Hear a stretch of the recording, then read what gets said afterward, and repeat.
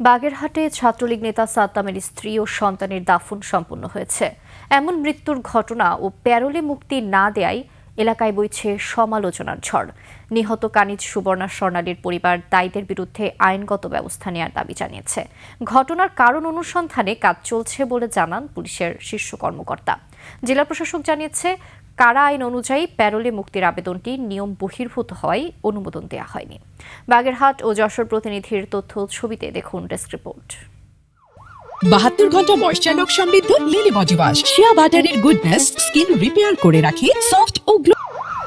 সকালে সাবেকডাঙ্গা গ্রামে পারিবারিক কবরস্থানে দাফন করা হলো মা ও ছেলেকে। স্বজন হারানোর শোকে স্তব্ধ পরিবার। নিহত স্বর্ণালীর পরিবারের সদস্যদের সান্ত্বনা দিতে আসেন স্বজন সহ স্থানীয়রা। স্বজনরা জানান, সুষ্ঠু তদন্তের মাধ্যমে প্রকৃত কারণ উদ্ঘাটনে প্রশাসনের সহায়তা চান তারা। একই সঙ্গে প্যারোলে মুক্তি না দেয়ায় হতাশা প্রকাশ করেন। ছোট বাচ্চাটা যে ছিল সে নামাজে গেছে, বাকি ছিল সে ওই তার ননদ ছিল, তার ননদকে পাঠাইছে তার বাপের বাড়িতে টাকা দেওয়ার জন্য। সে এ পাশে সুসাইড করেছে।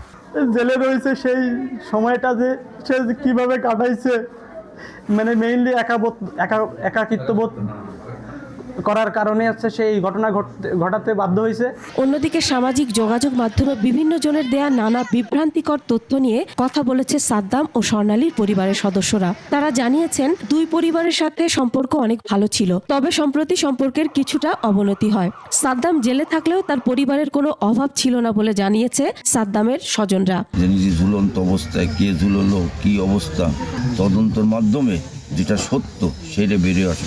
মা ও ছেলের মৃত্যুতে বাগেরহাট সদর থানায় অপমৃত্যুর মামলা হয়েছে। মূল কারণ উদ্ঘাটনে পুলিশ তদন্ত করছে বলেও জানান পুলিশের এই শীর্ষ কর্মকর্তা।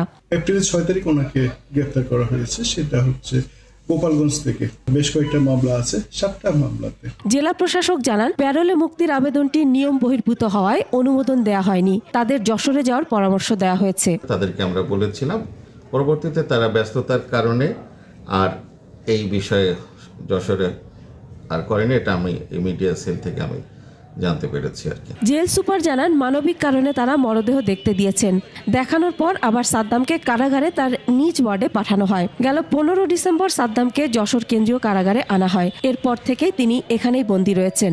লাশ যদি আসে, আয়সা যদি আমাদের কাছে বলে, আমরা সাধারণত দেখা, এটা সবসময় আমাদের মানবিক চিন্তা করে আমরা দেখা করাই। ওনারা 6 জন লোক আসছিল, আমরা 5 মিনিট দেখা করাইছি মূল ফটকের ভিতরে।